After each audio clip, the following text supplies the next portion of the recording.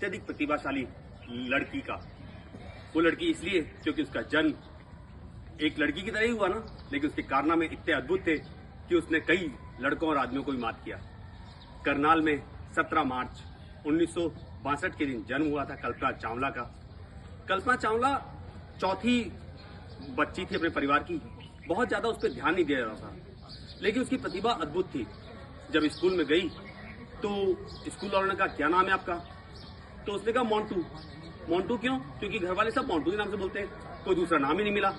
तो स्कूल वालों ने कहा यार मोंटू नहीं कुछ और नाम बताओ, तो खुद का सिलेक्शन उन्होंने किया कि मेरा नाम कल्पना है, कल्पना लिख लो। तो ये शुरुआत थी चुनने की कि आप क्या चुनना चाहते हैं अपने लिए। तो पहला उसका चुनाव था अपना नाम। कल्पना चावला ने अपना नाम खुद का चुना और उन्होंने अपना नाम रखा कल्पना चावला। अत्यधिक प्रतिभाशाली, अत्यधिक ब्रिलियंट लड़की थी ये। और जब 12th के बाद उनका सिलेक्शन होना था तो उन्होंने कहा मैं साइंस मैथ के साथ में इंजीनियरिंग करूंगी। घर वालों ने कहा अरे इंजीनियरिंग क्यों कर रहे हो, आर्ट्स कर लो, कॉमर्स कर लो। लड़कियां तो आर्ट्स कॉमर्स ही करती, क्योंकि उस वक्त वो टाइम था कि जब साइंस में लड़कियां नहीं जाती थी। लेकिन उन्होंने कहा नहीं, मैं तो साइंस ही चुनूंगी। फिर वापस एक चुनाव। जब 12th पास की तो फिर इंजीनियरिंग में गई, पंजाब इंजीनियरिंग कॉलेज से उन्होंने इंजीनियरिंग की। तो इंजीनियरिंग में किस चीज का चुनाव कि बोला मैं तो एरोनॉटिकल स्पेस इंजीनियरिंग करूंगी। अरे एरोनॉटिकल स्पेस इंजीनियरिंग लड़कियां नहीं करती भाई। बोला नहीं, ये मेरा चुनाव है, मैं तो करूंगी। और 82 में उनको ऑफर मिला अमेरिका जाने का। घर वालों ने कहा भाई अमेरिका तो नहीं भेजेंगे वरना तुम्हारी शादी कैसे होगी। बोला नहीं, मैंने जिंदगी भर अपना चुनाव खुद किया है, इसलिए ये चुनाव भी मेरा होगा कि मैं अमेरिका जाऊंगी। तो 82 में वो अमेरिका चली गई। 83 में उन्होंने एक अमेरिकन नागरिक से शादी की और अमेरिका की नागरिकता उनको मिल गई। भारतीय नागरिक भी थी और अमेरिका की नागरिक भी थी वो।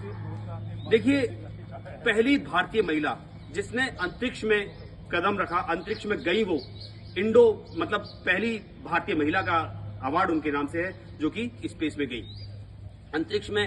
STS 1997 में STS 87 एक चंद्रयान, एक यान था जिसके द्वारा वो गई।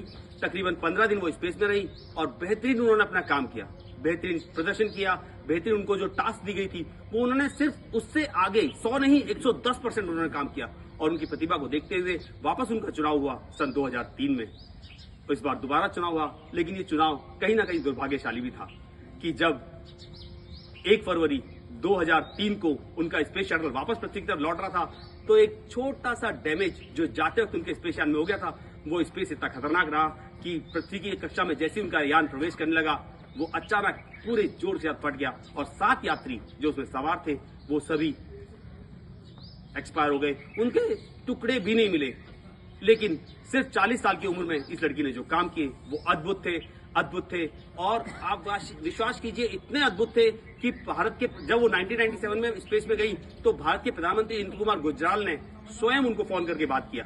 और उसके बाद जब उनकी डेथ हुई तो उसके बाद अटल बिहारी वाजपेयी ने हमारे चंद्रयान मिशन जो अगले हुए उनका नाम भी कल्पना के नाम से रखा। नासा में वो साइंटिस्ट थी तो नासा ने विशेष एक उल्कापिंड जो पृथ्वी की चारों तरफ घूमता रहता है उसका नाम कल्पना चावला दिया। तो कल्पना चावला अभी भी इस पृथ्वी की चारों तरफ चक्कर लगा रही है। कहीं ना कहीं उनकी अच्छी एनर्जी, अच्छी प्रभाव था। एक चीज और बताना चाहूंगा कि जब वो 1997 में पृथ्वी से अंतरिक्ष में गई तो बहुत ज्यादा उनको मतलब एक्साइटेड थी। उनका पहला स्टेटमेंट क्या था, मतलब उनका एक स्टेटमेंट था वो आपको सुनाना चाहूंगा। उन्होंने कहा कि क्यों आप अपने आप को किसी देश से, किसी समाज से, किसी शहर से, किसी पृथ्वी से क्यों जोड़ते हो अपने आप को? आप तो ब्रह्मांड के एक अस्तित्व हो। मत जोड़ो कि मैं खंडेलवाल हूं, हिंदू हूं, मुसलमान हूं या इंडिया का हूं या पाकिस्तान का हूं। आप ब्रह्मांड के हो। ये इस ब्रह्मांड ने आपको इस पृथ्वी पे भेजा है कुछ ना कुछ विशेष करने के लिए।